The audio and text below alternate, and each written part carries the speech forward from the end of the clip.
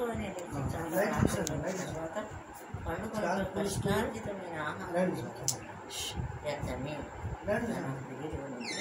ఆయన వారికి కుమారులు యెహోవా అనుగ్రహించు స్వాస్థ్యం, గర్భఫలము ఆయన ఇచ్చుకోపోయిన యవన కాలమందు పుట్టిన కుమారుడు బలవంతుని చేతిలోని బాణములు అంటే వారితో తన అమ్ములు కొన్ని నింపుకుని వాడు నన్ను అట్టివాడు సిగ్గుపడక గుమ్మంలో తమ విరోధులతో వాదించుదురు.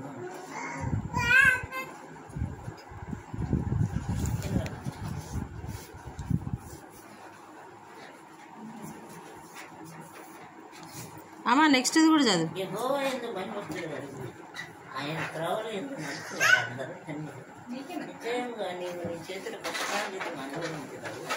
నీవు ధన్యుడు, నీకు మేలు కలిగి నీ లోపల నీ భార్య ఫలించు ద్రాక్షావరణలు. నీ భోజనం ఆలోచిస్తూ నీ పిల్లలు ఒళ్ళు మొక్కల వల్ల ఉంటారు. యెహోవా యందు భయభక్తులు గలవాడు ఇలాగ సియోనులో నుండి యెహోవా నిన్ను ఆశీర్వదించును. నీ జీవితకాలం అంతా యెరూషలేమునకు క్షేమం కలుగుట చూచుదు.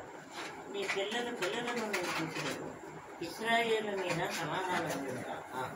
ఆమేన్ ఆమేన్. యెరూషలేము గురించి వచ్చింది. అవును.